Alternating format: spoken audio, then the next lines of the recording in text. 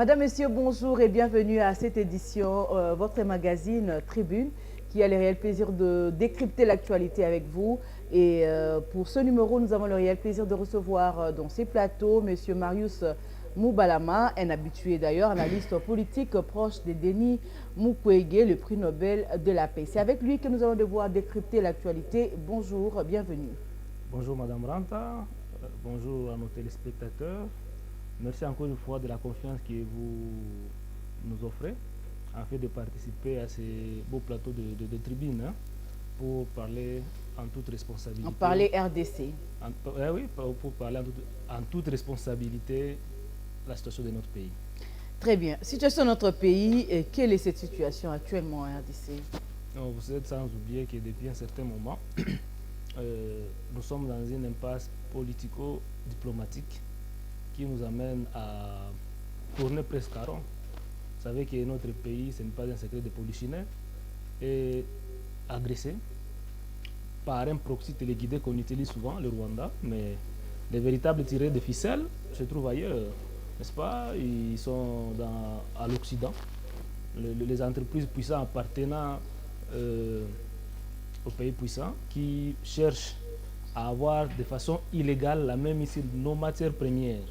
Et pour ce faire, ils passent par le Rwanda, ils orchestrent des massacres de nos populations, ils utilisent la violation sexuelle comme arme de guerre, ils exploitent les minéraux en utilisant les enfants dans des carrières minières. Et du coup, nous nous retrouvons dans une situation où c'est chaque jour que nous plairons nos compatriotes. Notre pays aujourd'hui est divisé. Et donc, comme je le disais, les conflits qui ravagent notre pays aujourd'hui ont pour soubassement des intérêts économiques.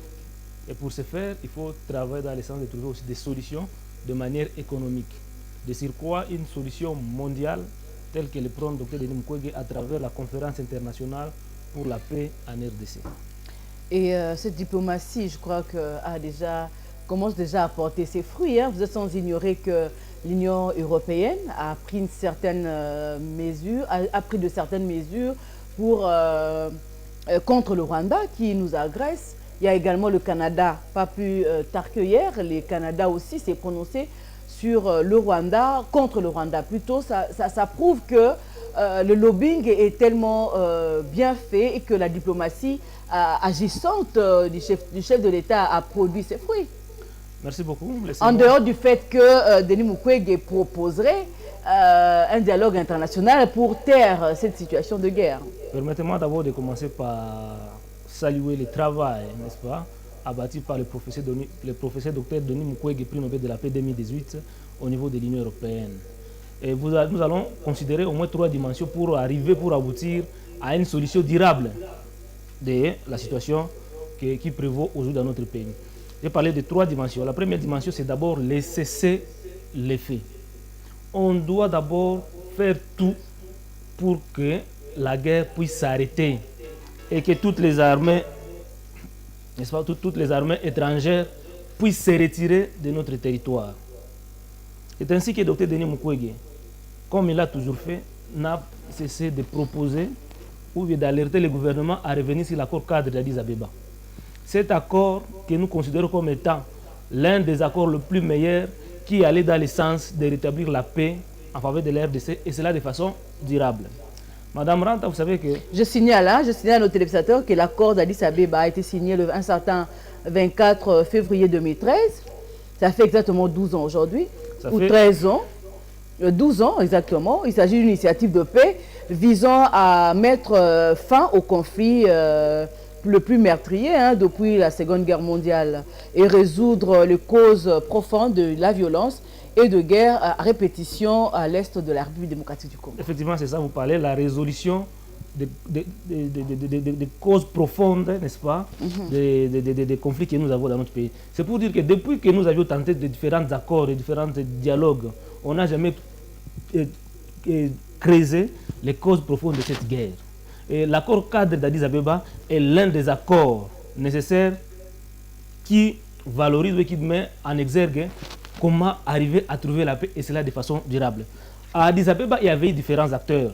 qui sont destinataires de cet accord-là. Plus ou moins 15 signatures. Il y a eu 11, ceux qui ont ratifié. Il y a eu 11 États. Et après, il y a des États qui s'étaient ajoutés après la Kenya et un autre pays. Mais également, il y avait eu les institutions. L'Ouganda, le Rwanda, la RDC. Donc ça veut dire que les pays membres de CIRGL, donc tous les pays frontaliers, il y avait la RDC qui est pays agressé. Il y avait aussi la communauté internationale à travers certaines institutions bilatérales, d'autres organisations sous-régionales et régionales, dont la SADC, l'Union européenne et l'ONU. Chaque parti, comme je le disais, Mme Ranta, avait pris des engagements. Ouais. Et malheureusement, tous les engagements que les différentes parties ont pris n'ont jamais été respectés. Voilà ce qui nous amène, n'est-ce pas, aujourd'hui, à revenir sur la même situation. Ce qui veut dire que l'accord d'Addis Abeba a été un échec. L'accord d'Addis Abeba a été un échec parce que, comme je l'ai dit, aucune des parties n'a respecté ses engagements. Laissez-moi le temps d'expliquer quels étaient les engagements de chacune des parties.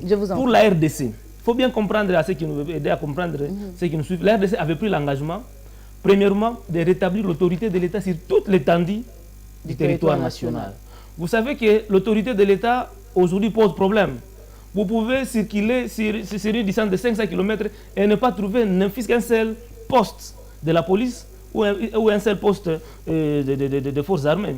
L'État n'a pas le contrôle total de tout le territoire, de toute l'étendue du territoire national. Ce qui fait que quand il y a des agresseurs, ils ont la facilité d'avancer comme s'ils étaient, n'est-ce pas, en marche de santé.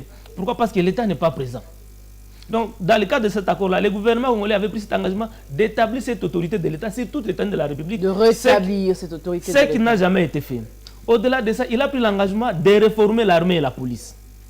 Vous savez que notre armée, à travers toutes les tentatives qu'on a eu à avoir pour recouvrer la paix, nous avions eu à signer des accords. Hein? Sun City, il y en a plusieurs. Hein? Lusaka, accord avec les M23. Mais tout ça aussi a fait à ce qu'on ait des brassages au sein de l'armée. C'est là que je voulais arriver. Ce qui a fragilisé l'armée congolaise. Tous ces accords-là ont facilité la fragilisation de notre armée parce que ce brassage a permis à ce que notre armée soit infiltrée, notre police soit infiltrée, notre service de renseignement et de sécurité soit infiltré au plus haut niveau.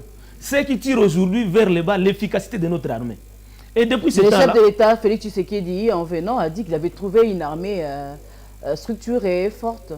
Aujourd'hui, si l'armée était structurée et forte, on ne serait pas dans la situation où nous sommes aujourd'hui. Très bien. C'est au regard de tout ce qu'il y a comme infiltration, tout ce qu'il y a comme désorganisation dans l'armée, ça fait que devant l'ennemi, notre armée soit en débandade.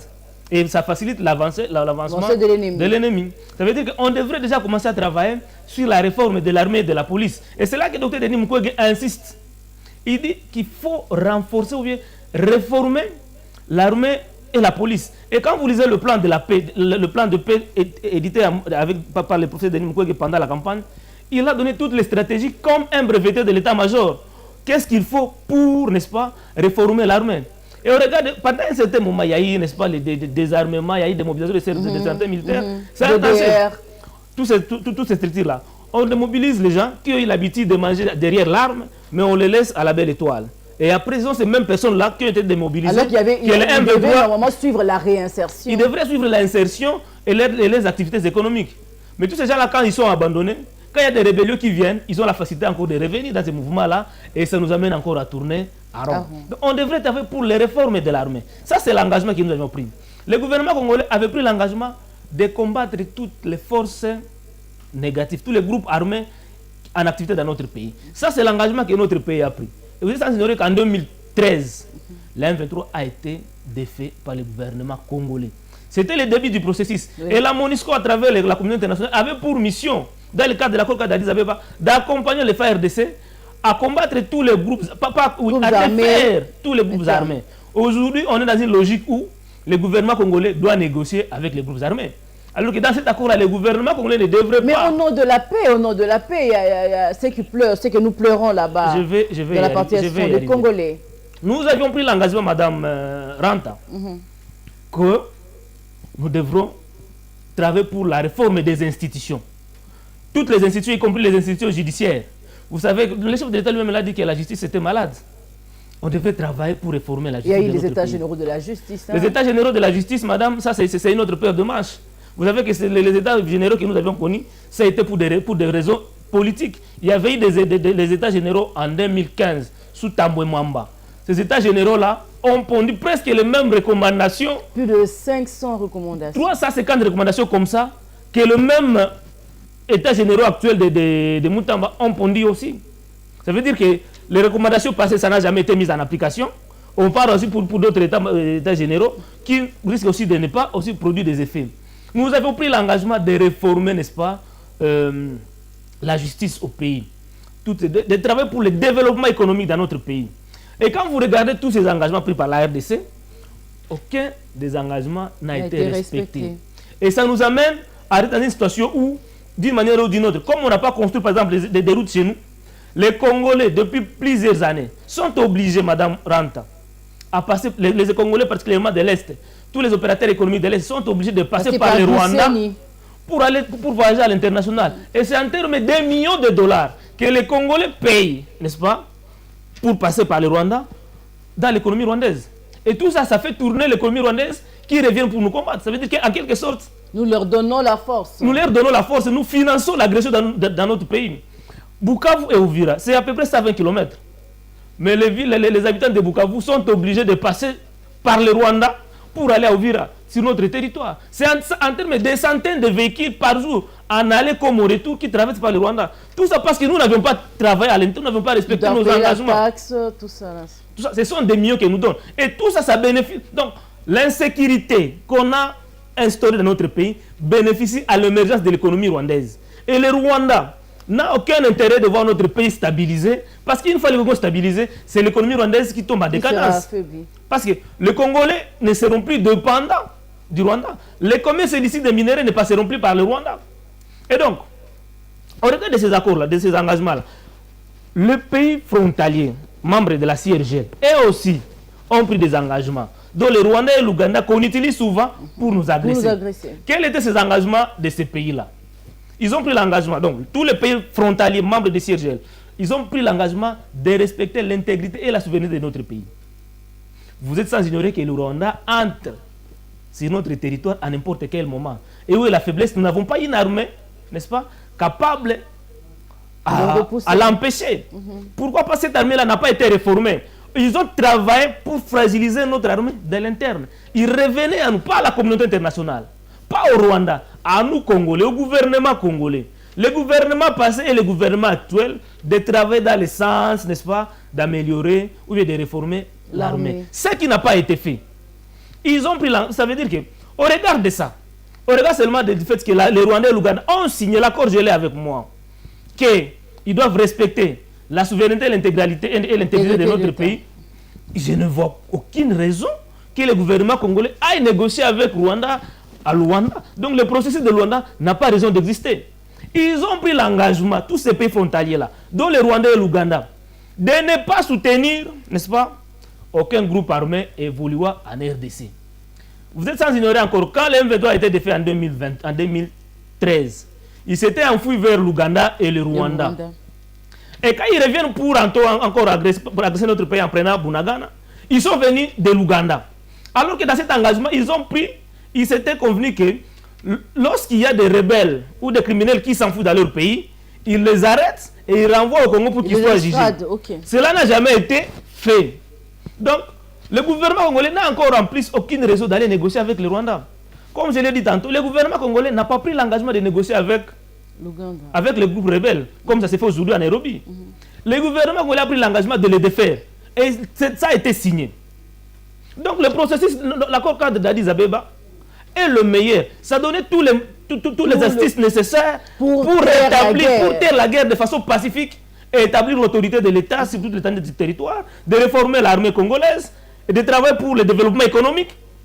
Mais malheureusement, nos gouvernements n'ont jamais travaillé pour ce faire. Et on regarde maintenant des rapports de force défavorables à la RDC, on nous a amenés dans une logique de processus de Luanda et de Nairobi. Pour toujours chercher la paix, le gouvernement congolais est allé, n'est-ce pas, rejoindre l'organisation sous-régionale des agresseurs, l'EAC. L'EAC, c'est un regroupement des agresseurs. Le Rwanda est là-bas, l'Ouganda est là-bas, le Kenya est là-bas, et tant d'autres pays. Et nous sommes allés de façon naïve dans cette organisation-là. Et c'est cette organisation-là aujourd'hui qui est en train de nous pousser à négocier avec le Rwanda, à négocier avec l'Ouganda. Or, quand on négocie, de négocier avec le Rwanda et les groupes armés, quand on négocie avec le Rwanda, à Luanda, on oublie un acteur de taille, un acteur majeur, qui est la communauté internationale, qui est acteur majeur de ce conflit. Et dans cet accord d'Addis Abeba, et aussi ont pris l'engagement, comme quoi il va accompagner le gouvernement congolais dans la mise en application de l'accord d'Addis Abeba. Et une force d'intervention, selon le chapitre 7 du Charte des Nations Unies, était mise en place, n'est-ce pas, pour contraindre toute personne ou tout groupe armé qui serait en mouvement. Et cela à long terme. Mais depuis un certain moment, je crois que quand la communauté internationale a vu que la RDC commençait à s'éloigner de cet accord-là, et aussi s'est rétractée. Parce qu'à un moment donné, la communauté internationale est devenue plus observateur qu'acteur par rapport au conflit que nous avons. À tel point que notre pays a été classé dans le palmarès des pays négligés, des conflits où les conflits sont négligés par une organisation là de Norvégiens, comme étant parmi le premier pays où le conflit est négligé.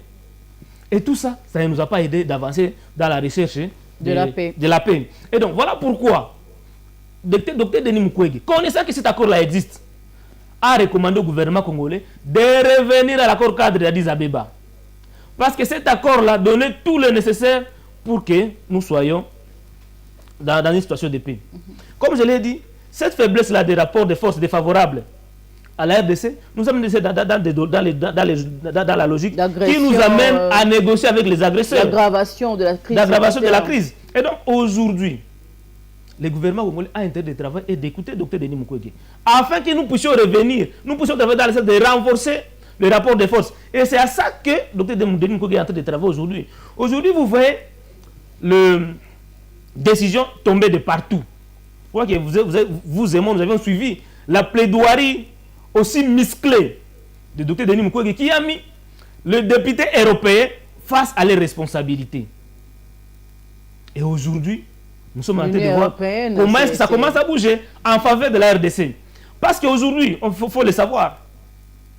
Bon, il n'est pas le seul, hein, il faut se dire, il y a aussi le gouvernement qui a milité pour qu'il y ait des sanctions contre le Rwanda. Madame Estine, Dr Denis Mukwege a beaucoup travaillé sur le plan diplomatique. Ce qui m'amène à considérer aujourd'hui... Ce qui n'est pas faux en tout cas. C'est ce qui m'amène aujourd'hui à considérer comme Dr Denis Mukwege étant le fin diplomate que le Congo n'a jamais connu. Vous savez, avant qu'on arrive à cette situation ici, au niveau de l'Union européenne et au niveau de l'ONU, Dr Denis Mukwege avait décroché une disposition concernant la traçabilité des matières premières qui interdisait l'exploitation et la commercialisation des matières premières venant des zones de conflit. Cette disposition-là est un instrument favorable que la RDC pouvait brandir au niveau de la communauté internationale pour coincer les pays qui agressent ou bien les pays qui achètent les minéraux venant des zones de conflit. Mais heureusement que... Malheureusement, en 2021, toujours dans la démarche pour chercher la paix, le gouvernement congolais avait signé des accords avec le Rwanda. Vous vous rappelez que nous avions ouvert l'espace aérien congolais au Rwanda.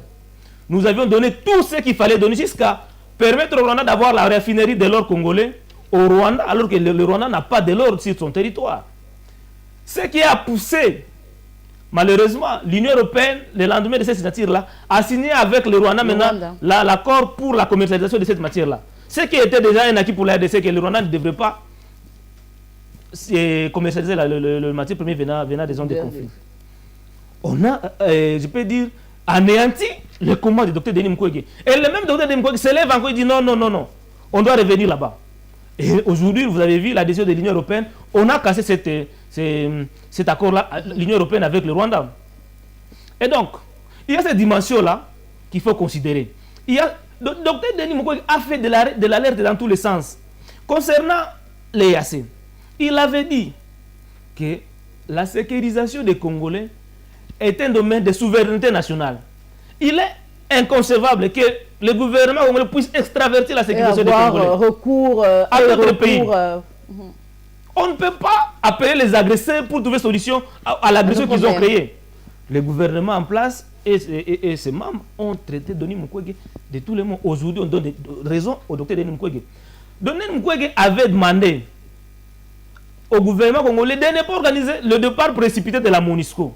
Parce que vous savez qu'en 2022, le mandat de la MONUSCO a été prolongé. En 2024, le gouvernement congolais demande à ce que la MONUSCO puisse quitter. Mais après que Denis Mukwege ait fait, n'est-ce pas, cette alerte de laisser la MONUSCO, parce que lorsque la MONUSCO quitte une zone, c'est de l'insécurité qui va se créer. Qui s'installe. On n'avait pas encore compris Mukwege. C'est le gouvernement congolais qui revient après et demande à ce que la MONUSCO puisse revenir. Dans l'entretemps, on a déjà presque tout perdu. Donc, si Denis Mukwege était compris par le passé, nous ne serons pas en train de patauger aujourd'hui comme tu m'as dit de le faire aujourd'hui. Ça veut dire que l'accord cadre d'Addis Abeba peut nous ramener, n'est-ce pas, à rétablir la paix, à un cessez-le-feu. Ça, c'est la première démarche. La deuxième démarche, il faut considérer, comme le prononce le docteur Denis Mukwege, une conférence internationale pour la paix en RDC. Ça, c'est un mécanisme externe pour trouver, n'est-ce pas, solution de façon durable à notre problème. Parce que le gouvernement congolais, quand il parle, il ignore la communauté internationale. Il ignore les entreprises multinationales qui achètent les matières premières. Nous, on s'attaque seulement aux voleurs, qui est le Rwanda. On ignore, n'est-ce pas, le receleur. Qui sont ces receleurs-là? Toutes les entreprises appartenant aux pays puissants qui achètent les matières premières venant de la RDC. Et donc, il est inconcevable qu'on s'attaque seulement au Rwanda et on ignore ceux qui achètent cette matière-là et qui financent et qui voudraient que la situation puisse rester intacte, en fait, qu'ils continuent à avoir la même mise sur cette matière première-là de façon illégale. Et cette illégalité de commerce des matières premières, c'est qui nous amène à cette situation de violation des droits de l'homme, de tueries et consorts. C'est ainsi que le Dr Denis Mukwege appelle à la conférence internationale pour la paix en RDC.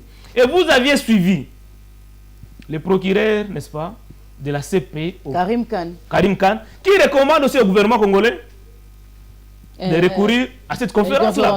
Et cette conférence-là, ça fait presque plus de 5 ans que le docteur Denis Mukwege a demandé ça. De réclamer ça. Mais qui pour écouter Denis Mukwege? Qui pour mettre en pratique la politique? Voilà pourquoi même Denis Mukwege était venu comme candidat. C'était pour transformer son prix Nobel de paix en une paix réelle, à passer par tous ces mécanismes-là. Il n'avait pas été compris par les Congolais. Il n'avait pas été compris par les Congolais. Les candidats, les étrangers. Ça, ce sont des diabolisations qu'on a mis en place quand les étrangers. Aujourd'hui, nous sommes en train de reconnaître que le docteur Denis Mukwege est le patriote que le Congo n'a jamais connu. Les diplomates. Un fin diplomate, parce que tout le monde sait tu maintenant aujourd'hui. Tous les acteurs politiques se sont tués. Il n'y a que Mukwege aujourd'hui qui est en train de mouiller sa maillot pour l'intérêt général. Et donc, Denis Mukwege, quand il travaille, quand il se bat pour le Congo, il ne se bat pas pour le poste politique. Ce n'est pas ça la mission de Denis Mukwege. Parce qu'il y a un gouvernement d'union nationale qui sera formé d'ici là. Est-ce qu'aujourd'hui, avec toutes les propositions que le docteur Denis Mukwege a, on peut compter, les Congolais peuvent compter sur son apport dans ces gouvernements pour enfin réaliser son rêve de restaurer la paix en République démocratique du Congo? Le docteur Denis Mukwege est un prix Nobel de la paix. Et quand il travaille pour la paix, ce n'est pas pour qu'il soit président de la République. Mais c'est pour apporter sa pierre à l'édifice. Denis Mukwege est au chevet de la population depuis plus de 40 ans sans avoir été au gouvernement. Et il le fait très bien. Ça, il faut connaître ça. Depuis plus de 40 ans, Denis Mukwege a construit des écoles. Denis Mukwege a construit des hôpitaux. Denis Mukwege a construit des cliniques juridiques qui permettent aux Congolais d'avoir accès à la justice. Je peux dire même, au vu de ces volets-là, que c'est le véritable acteur d'un état de droit au Congo. Denis Mukwege, parce que tout ce qu'il a fait, il a construit des centres communautaires à l'image des INPP, partout dans le monde, partout dans la RDC. C'est là, sans être membre du gouvernement. Et tout ça en faveur de la population. Donc, pour qu'il travaille pour sa population, il n'a pas besoin d'entrer au gouvernement. Pour qu'il travaille pour la paix, parce que tout ce qu'il fait, le gouvernement congolais ne lui paie pas pour ça. Or, quand il est partout là où il est en train de passer, et je salue son travail, il est au fait de l'État. Mukwege, c'est l'amour du pays, l'amour de l'unité nationale. C'est ça ce qui gouverne les actions de Denis Mukwege. Ça veut dire que, gouvernement d'union nationale ou pas, nous avions connu ça à plusieurs reprises. Depuis Sun City, nous avons connu des gouvernements d'union nationale, de ceci. Et récemment, ici en 2017, après le dialogue de Kodjo et le dialogue de Senko, il y avait toujours des gouvernements d'union nationale. Est-ce que ça nous a permis... gage de stabilité Est-ce que ça nous a permis, n'est-ce pas, de toucher aux questions profondes des conflits que nous avons dans notre pays? Nous sommes favorables, Denis Mukwege est favorable à ce que les Congolais puissent se mettre ensemble et discuter. C'est pourquoi Denis Mukwege a soutenu le pacte social pour la paix de la SENCO. Parce que ça, c'est un cadre valable pour que les Congolais puissent discuter. Pendant que ce même pacte est en train d'être critiqué par Lausanne et malheureusement, ceux qui critiquent ça, ils ont leurs motifs. Ils critiquent parce qu'on en a eu. Vous avez parlé de Kodjo qui avait été pacificateur au sein pour un dialogue entre Congolais. Il y en a eu plusieurs comme ça en RDC qui n'ont jamais résolu les problèmes du Congo. Mais quand il vient soutenir le pacte aujourd'hui, c'est-à-dire que lui-même, il s'est dit que la conférence internationale, on le met encore un peu en arrière. Passons à ce dialogue qui est aujourd'hui porté par les CDCC et la SENCO. Une belle question qui va permettre à ceux qui nous suivent de nous comprendre bien. Le prince de l'église catholique, le pasteur de l'ECC et Dr Denis Mukwege, ils ont une logique. Et la compréhension de ces trois partis que je viens de citer, apparemment leur vision n'est pas encore comprise par les acteurs politiques.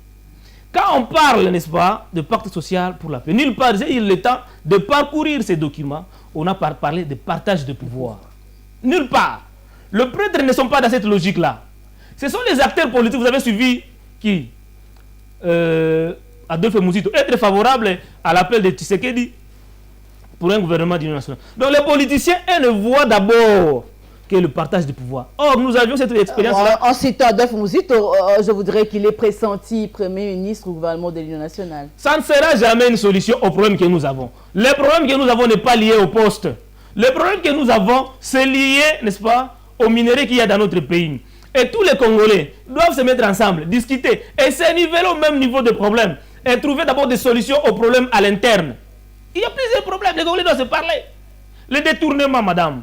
L'injustice, l'impunité. Parce que l'injustice a été instaurée comme un mode de fonctionnement dans notre pays.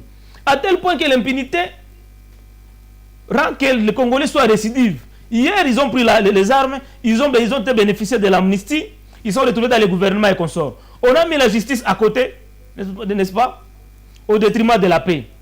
Quand ils n'ont plus le pouvoir, ils reviennent encore par les mêmes pratiques. Ils prennent encore les armes pour accéder encore au pouvoir. Et on continue à tourner à rond. Pourquoi tout ça? Parce qu'il n'y a jamais eu une justice qui pourra sanctionner tous ceux qui ont participé à des crimes. Voilà pourquoi Denis Mukwege n'a jamais cessé à plaider à ce qu'un tribunal pénal international soit établi pour la RDC. Tous ces acteurs-là, ils sont libres. Ils sont en train de circuler ici et là. Et donc, je disais, le pacte social pour la paix est un cadre favorable. Ça, c'est la troisième dimension, madame, pour trouver solution au problème que nous avons. Ça veut dire qu'une fois, je m'excuse, une fois à l'interne ici, on essaie un peu de taire nos différends.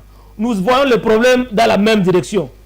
Mais y a-t-il un problème entre Congolais? Parce que quand on parle de pacte social, on voit tous les Congolais autour d'une table. Vous avez bien dit, les évêques ne veulent pas le partage du pouvoir. Très bien. Mais est-ce qu'il y a-t-il un problème entre nous, Congolais? Bien, le problème nous vient du Rwanda. Je l'ai dit tantôt, madame. Il faut bien identifier qui est à la source de notre problème. Cela est identifié. Vous avez cité... C'est le Rwanda, l'Ouganda qui nous intéresse. Le Rwanda, moi je l'ai dit ici sur le plateau. Le Rwanda, c'est un proxy téléguidé utilisé par les entreprises multinationales afin de nous agresser pour que ces entreprises-là puissent avoir la même issue sur notre matière première. La pression que Mukwege est en train de soumettre, n'est-ce pas, à l'Union européenne, ça mène cette communauté-là à prendre des sanctions contre le Rwanda. Du coup, le Rwanda manquera les moyens pour soutenir les groupes rebelles. Et une fois les groupes rebelles n'ont pas les moyens, sera essoufflé et ça va s'arrêter. Donc le Rwanda, comme je l'ai dit tantôt, en 2020, on a eu des accords avec lui. Alors, parlons également directement de la conférence internationale au lieu de parler du pacte social, parce que cela ne va pas résoudre la situation qui prévaut. C'est là que j'étais, mais vous m'avez interrompu. Je vous en prie. Ce pacte social-là, je dis que c'est un cadre favorable pour que les Congolais puissent se mettre ensemble, discuter par rapport aux problèmes d'abord à l'interne. Parce qu'il y a les problèmes internes et les problèmes externes. Quels sont les problèmes internes? Une fois les problèmes internes sont résolus. Madame, vous ignorez que les élections de 2018 ont été très mal organisées. Ça a été défié par tous les Congolais. Et nous voudrions que les cycles à venir ne soient pas aussi sales comme les cycles passés. Ça, ce n'est pas un secret. Ouais. Le détournement ici et là. L'absence de l'État, comme je l'ai dit tantôt, sur toute l'étendue du territoire. Qu'est-ce qu'il faut faire pour que l'État soit présent? Ouais. La gabegie financière, ce sont des problèmes. L'injustice, l'intolérance que nous vivons ici et là. Parce qu'on nous parle déjà que les institutions de la République nous consomment 4... où est-ce que j'ai noté ça? 4 milliards, quelque chose comme ça, le semestre. Ouais, ça c'est déjà un problème. Ça, c'est déjà un problème. C'est inconcevable. Un pays où sa population vit en deçà de la moyenne qui est recommandée, donc dans la pauvreté, que des institutions puissent consommer des budgets aussi colossaux comme ça. Ça, c'est un problème qu'on doit discuter, qu'on doit parler. Et une fois les Congolais sont nivellés au même niveau, vous avez la même vision de nos problèmes. Là, on peut maintenant aller affronter maintenant la communauté internationale. Ces entreprises multinationales-là, et aussi on les invite sur la table. Parce que les acteurs... Cette communauté internationale comprend déjà les choses, parce que l'Union européenne a déjà compris. Voilà pourquoi il y a eu des sanctions. Alors si déjà cette communauté internationale est en train de comprendre les causes de cette agression, est-ce que ça vaut encore la peine? Ce n'est pas retarder les processus du développement de la République démocratique du Congo. Madame Ranta, il faudra comprendre ma logique. Je disais, ce pacte nous amène à nous niveler à un même niveau par rapport aux problèmes que nous avons. On prend conscience de nos problèmes, tous à l'émission, comme nos pères de l'indépendance à l'époque. Le Lumumba se retrouve en prison et doivent aller, n'est-ce pas, à la table ronde. Ils ont réussi à la table ronde avant que Lumumba ne soit libéré. Et tous, avec les différences qu'ils avaient à l'interne, ils ont mis ça d'abord à côté. Ils sont allés maintenant parler face aux colons. Et c'est ça aujourd'hui. Les politiciens, les acteurs politiques, les leaders d'opinion, tous les points de divergence on met à côté. On parle maintenant à la conférence internationale pour la paix en RDC. On discute maintenant sur comment on peut faciliter les entreprises multinationales, ceux qui ont besoin de nos matières premières. Parce qu'aujourd'hui, les matières premières qu'il y a dans notre pays sont incontournables pour la transition énergétique. On en aura toujours besoin, sera toujours convoité. Alors il faut donner des facilités. Il faut assainir le climat des affaires au Congo. Pour que ces entreprises-là puissent venir investir et travailler au Congo, et cela dans le mécanisme de gagnant. Oh, pour qu'on assainisse, madame, le climat des affaires au Congo, il faut respecter, le Congo doit respecter ses engagements pris à Addis Abeba. Parce qu'un investisseur ne viendra pas dans un pays où il n'y a pas de route. Un investisseur ne viendra pas dans un pays où la justice ne fonctionne pas comme dans des nations modernes. Un investisseur ne viendra pas dans un État où l'impunité est un mode de vie. Donc, c'est le respect des engagements pris par la RDC à Addis Abeba qui permettra à ce que les investisseurs viennent et ne plus passer par les proxys téléguidés, par les gens qui occasionnent des tueries et des morts dans notre pays. C'est cela la logique en fait. Et une fois cela est fait, vous allez voir comment est-ce que tous ces gens-là qui passent par le Rwanda, désormais passeront dans notre pays et on aura la paix que nous avions longtemps cherchée. Et donc, Dr Denis Mukwege, il travaille depuis des années. Et aujourd'hui, il venait de totaliser 70 ans. D'âge. Joyeux anniversaire, Mouessimiwa. À ces 70 ans, il y a Dr Denis Mukwege. Et il avait promis, lors de son adresse à la population pour la nouvelle année, il avait déclaré l'année 2025 comme une année de la paix. Et c'est cette année-ci, nous allons recouvrir cette paix-là. J'ai confiance au travail qu'a Dr Denis Mukwege. Et donc, tout ce qu'on veut mettre en place aujourd'hui, gouvernement d'union nationale, gouvernement de ci, gouvernement de cela, ça ne va pas aboutir à une paix durable. Ça ne va pas résoudre les problèmes que nous avons. On doit d'abord travailler pour réunifier le pays. Et c'est cela. C'est le gouvernement de l'Union nationale qui va travailler pour réunifier le gouvernement c'est le gouvernement d'Union nationale là. Madame Randa, c'est le gouvernement d'Union nationale là. Le gouvernement de Kinshasa, son expertise. Le gouvernement de Kinshasa va travailler avec qui? Parce que déjà, les opposants, les acteurs majeurs, la décrispation les opposants qui ont retrouvé leur liberté. Les acteurs majeurs de l'opposition ont tous boycotté l'appel de Tshisekedi, du président Tshisekedi. Il n'y a que Mouzito jusque-là qui tend la main au président. Il y a le conseiller du chef de l'État en matière de sécurité qui a été chargé d'entamer des consultations avec la classe politique congolaise. Cela montre que le chef de l'État lui-même ne donne pas beaucoup d'importance à ce processus ici. En nommant seulement Eberand pour faire des consultations. Vous êtes sans ignorer. Pour mettre fin au mariage FCC Cash, c'est le chef de l'État lui-même qui consultait les acteurs politiques, n'est-ce pas? Les acteurs de la société civile et consorts. Ça, c'était pour mettre fin à cette alliance-là. Mais aujourd'hui, à la recherche de la paix pour la RDC, il prend cette mission-là noble que lui-même devrait faire, il donne ça à son conseiller. Il confie ça à son conseil. Et Beran va dire quoi devant Katoum? Il va dire quoi devant Martin Fayoul? Ou bien qu'est-ce que Beran va dire à tous les leaders politiques que nous avons? Vous comprenez que comment est-ce qu'on ne donne pas... Il va leur dire de taire leurs divergences, tout ce qui nous divise. Mais non, parlons Congo, pour l'avancement du Congo, parlons paix, parlons développement. C'est tout ça dont il va faire allusion. La sincérité dans toutes les démarches est nécessaire. Il faut être sincère. Madame, et au-delà de ça, Dr Denis Mukwege a toujours donné des voies de sortie. Comme Martin Fayoul l'a fait. Hein? De ces conflits. Moi, je parle de voies de sortie crédibles et durables. Denis Mukwege parle, n'est-ce pas, de la nécessité d'une mobilisation politique au niveau international. Et vous voyez déjà le travail en train d'être fait. Cette mobilisation politique au niveau international doit être accompagnée par une aide aussi internationale. Parce que nos populations sont en détresse. Nous avons des milliers de Congolais qui sont en déplacement. Il y a une crise alimentaire. Il y a une crise alimentaire.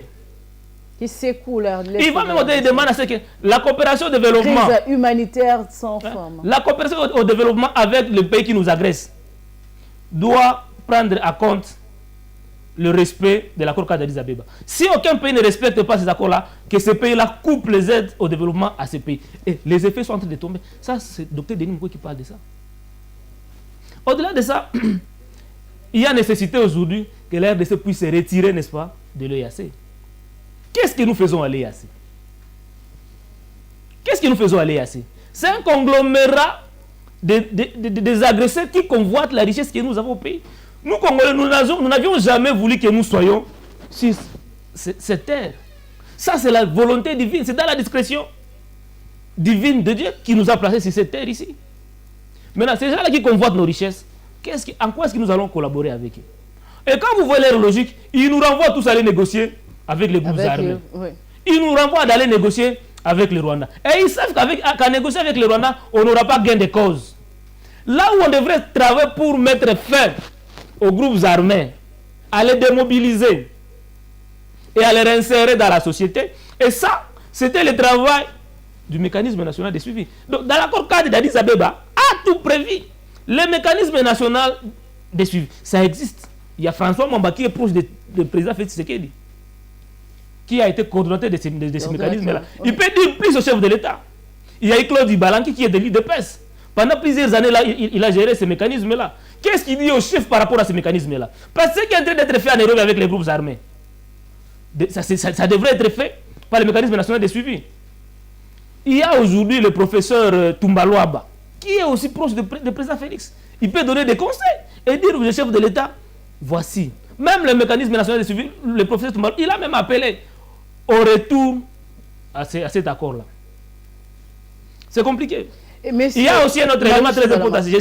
Permettez-moi de terminer le voie de sortie. Okay. Le commerce est transparent, n'est-ce pas, des ressources minières. Madame, ça, c'est un épine dorsale pour notre pays. Tellement que l'illégalité dans ce domaine-là, le manque de transparence dans le commerce de minerais là, c'est ça ce qui nous pose problème aujourd'hui. Voilà la nécessité de cette conférence internationale pour la paix en RDC. On doit travailler en sorte que le commerce soit licite. Que tout celui qui veut travailler dans ce domaine-là puisse passer par les grandes portes. Et le Congo doit donner tous les mécanismes nécessaires, n'est-ce pas, pour qu'on puisse combattre le commerce illicite de matières premières. Et rassurez-vous qu'il y a des Congolais qui sont dans ce commerce ici, qui vendent les matières premières congolaises à travers le Rwanda, à travers l'Ouganda, à travers la Tanzanie et d'autres pays frontaliers. Tous ces pays-là, on les déclare aujourd'hui comme des pays producteurs de matières premières alors qu'ils n'en ont pas dans leur territoire. Et c'est nous qui perdons. Donc il y a cette nécessité-là. Mais également, il y a la nécessité d'une justice, Madame Ranta. La Bible le dit, vous êtes chrétienne, je sais, que la justice élève une nation. La justice élève une nation. On ne peut pas prétendre construire la paix et négliger la justice. Nous en avons déjà l'expérience. Hier, on a mis la justice à côté. On a amnistié tous ceux qui devraient répondre à leurs responsabilités au nom de la paix. On n'a jamais résolu le problème. Et donc, tous ces gens-là doivent répondre à leurs actes. Voilà pourquoi Denis Mukwege insiste pour le tribunal pénal international. La justice traditionnelle est nécessaire aujourd'hui. Le pardon, la tolérance devra venir après. que nous ayons connaître la vérité de ce qui s'est passé, réparer les victimes, juger les coupables, mais également avoir la garantie de non-répétition. C'est ça le rôle de la justice traditionnelle. Vous savez qu'après le génocide au Rwanda, en 1994, tous les acteurs qui ont participé à ces génocides-là, ou qui se trouvaient dans le monde, ils étaient arrêtés et transférés au tribunal pénal international pour le Rwanda. Parce que ce tribunal-là est instauré par une résolution des Nations Unies. Et du coup, ça devient applicable dans tous les pays membres des Nations Unies. Ça veut dire s'il y a un acteur qui a participé au crime de guerre, crime contre l'humanité en RDC, et qui se retrouve en Afghanistan, et que l'Afghanistan soit membre de l'ONU, on met la main sur lui, on l'amène au tribunal, on le juge. Et vous verrez que des Congolais, avant qu'ils s'aventurent pour prendre les armes contre son pays, comme Nanga l'a fait, va réfléchir plusieurs fois, et à un moment donné, il va se retracer, va dire non, ceux qui ont pris les armes hier, voici leur sort. Et cela va contribuer, n'est-ce pas, à l'instauration de la paix. Et après cela, on passe maintenant à la consolidation de la démocratie dans notre pays. Au-delà de tout ce que je viens de dire, madame, on ne saura pas recouvrir la paix. Et la paix que nous sommes en train de chercher, pas une paix temporaire comme nous l'avions connue. Après ça, on a connu une paix temporaire. Tu vois, les RCD est venu, ils ont laissé les RCD, les MLC. Le CNDP, il vient négocier, il laisse les M23, ainsi de suite. Là, dans la démarche du docteur Denis Mukwege, c'est de mettre fin à tous ces caprices-là et le rétablissement de la paix totale et la vraie paix. Nous sommes en train de chuter, je dirais 12 ans après cet accord d'Addis Abeba. Est-ce qu'il est-il encore possible, si on recourait à cet accord, de retrouver la paix durable, comme vous venez de le dire? C'est ça la démarche qui est en cours. C'est la dernière chance que nous avons pour taire ces conflits. Hein? C'est ça la démarche qui est en cours, menée par la main de fer de docteur Denis Mukwege. Et j'en profite pour appeler aux Congolais de s'approprier de ces combats-là. On ne peut pas dire que cet accord est dépassé. Si c'est dépassé, madame, vous pouvez avoir raison. Mais la mise à jour existe par rapport n'est-ce pas, à la situation actuelle. Par exemple, tel que les propos... Parce qu'aujourd'hui, on parle de l'accord de Luanda, on parle de l'accord... C'est ça que je vous dis, cet accord de Luanda-là, le gouvernement congolais doit se retirer de ce processus-là. Dans ce processus-là, donc ce qui nous agresse, vous allez comprendre un peu la logique que je vais faire ici. Le receleur, il pousse la victime que nous sommes à négocier avec le voleur pour que le voleur puisse encore voler davantage. En fait que ce voleur-là puisse encore vendre davantage auprès du receleur. C'est ça la logique. C'est ça la logique. Et si nous quittons dans ce processus de Luanda et de Nairobi, et qu'on revenait, n'est-ce pas, d'Addis Abeba, et que chaque partie, cette fois-ci, comme demande Denis Mukwege, à respecter ses engagements, la communauté internationale prend à bras le corps les décisions, comme on a les sanctions, on va facilement recouvrer à la paix. Le Rwanda n'a pas la force, madame, de nous combattre. Ça, on doit se mettre ça en tête. Il faut faire tomber cette mythe-là qu'on a fait porter au Rwanda pour présenter le Rwanda comme somme congolais. Non. Parce qu'on parle que le Rwanda a des armes sophistiquées. Il trouve ces armes où? Avec l'argent, le minerai du Congo. Je salue déjà les sanctions qui sont en train de tomber. Très bien. Les armées rwandaises sont formées à Londres, en Angleterre. Ils ont pris une décision. Ça ne va plus se produire. Jusqu'à ce que les Rwandais puissent retirer ces troupes. Du sol. Le Rwanda est appelé par la communauté internationale de respecter l'intégrité et la souveraineté de notre pays. Le motif que le Rwanda a toujours avancé, des FDLR et consorts, la marginalisation, ce n'est pas moi de quel peuple. Ce sont de fausses alibis qui ne tiennent pas debout. La vérité est que le conflit est économique, les intérêts économiques, c'est ça. Et la solution qu'on va trouver aux conférences internationales pour la paix en RDC, ça va être des solutions durables et une solution mondiale à ces problèmes ici. Les Congolais doivent comprendre ça comme ça. Le gouvernement d'union nationale, comme on veut le préconiser, déjà eux-mêmes négligent ça à Eberan comme celui qui va consulter. Il prouve qu'il n'apporte pas beaucoup d'importance. Cela va accoucher d'une souris. Ça va accoucher d'une souris. Ce qu'ils peut-être vont faire, c'est de remanier le gouvernement. Mais dire qu'il y aura un gouvernement d'union nationale, moi je ne vois pas qu'il y ait l'union nationale. On a pris la fois passée, on avait pris qui Costa Mutamba, pour dire qu'il venait de l'opposition. Aujourd'hui, pour quel résultat? Nous voulons la paix, et la paix durable. Nous voulons la paix, c'est cette paix pour laquelle Denis Mukwege est en train de travailler durant des années, une paix durable où les Congolais va se sentir à l'aise dans son pays, va circuler librement. Ouais. Et comme voie de sortie, ne voyez-vous pas aussi que les sanctions peuvent aussi, les sanctions qui pleuvent, en tout cas contre le Rwanda, peuvent accélérer ces processus de paix en RDC? Je l'ai dit dans la première voie de sortie, qui est la mobilisation politique internationale et l'adoption des sanctions, que c'est une des voies de sortie nécessaires. Parce que quand on prend des sanctions comme ça contre les pays agresseurs, le Rwanda, il sera asphyxié. Sur le plan diplomatique, il va se retrouver seul dans son coin. Et du coup, il fait quoi? Il n'aura pas le moyen pour soutenir les groupes armés. Et quand il n'a pas le moyen, quand les groupes armés n'ont pas de moyens, ils vont abandonner d'eux-mêmes. Et après, c'est la justice qui va suivre. La question de la justice est très cruciale dans ces combats, dans les conflits que nous avons. Vous savez, madame, le pays comme la Colombie a connu le même problème que nous dans notre pays, durant des années. Et au-delà de ce qu'il y avait comme problème, il y avait aussi les groupes de gangs, des contrebandes, de trafic de drogue et consorts. Mais le plan que Denis Mukwege a mis en place pour la RDC, plan national pour la justice transitionnelle, les Colombiens sont venus prendre ça auprès de Denis Mukwege. Ils ont amené même le professeur Denis Mukwege en Colombie pour implémenter ces programmes-là. Édité pour la RDC, s'il vous plaît. On a implémenté ça en Colombie. Aujourd'hui, ça porte déjà des fruits. La justice transitionnelle est en marche. C'est ce qui serait mis en pratique dans notre pays. En Ukraine, le plan de Denis Mukwege pour soigner toutes les victimes de violences sexuelles et consorts, implémenté en Ukraine. Vous savez que l'Ukraine est en conflit. C'est implémenté en Ukraine. Et ce sont les médecins de l'hôpital de Panzi qui sont maintenant là-bas en train de travailler. Pourquoi on ne peut pas valoriser le travail de Denis Mukwege? Pourquoi ne pas prendre en compte toutes les propositions qu'il donne pour la RDC? Il les fait pour l'amour de son pays. Il le fait pour la RDC. Il n'attend rien en contrepartie. Il n'a pas besoin de poste. Non, je dis, il n'attend rien en contrepartie. Par exemple, moi qui soutiens Denis Mukwege, c'est la paix. S'il y a la paix, si le climat des affaires est assaini, nous serons maintenant dans une situation de concurrence où tout le monde va sortir, n'est-ce pas? C'est compétence. Madame Ranta, vous êtes compétente dans une situation où le climat des affaires est stable, vous ne serez jamais au chômage. Vous ne serez jamais au chômage. Et la jeunesse ne serait pas en train de s'intéresser de la politique. L'oisiveté. Et aussi là, parce qu'il y aura de l'emploi, il y aura la paix, la libre circulation des personnes, de leurs biens et qu'on sort. Est-ce que vous croyez que la RDC arrive à ce stade-là, mais après combien de temps? Madame, Dr Denis Mukwege a été toujours positif dans son esprit. En dépit de tout ce que nous avons connu comme turbulence, comme conflit, il reste toujours convaincu que nous allons arriver à établir la paix dans notre pays.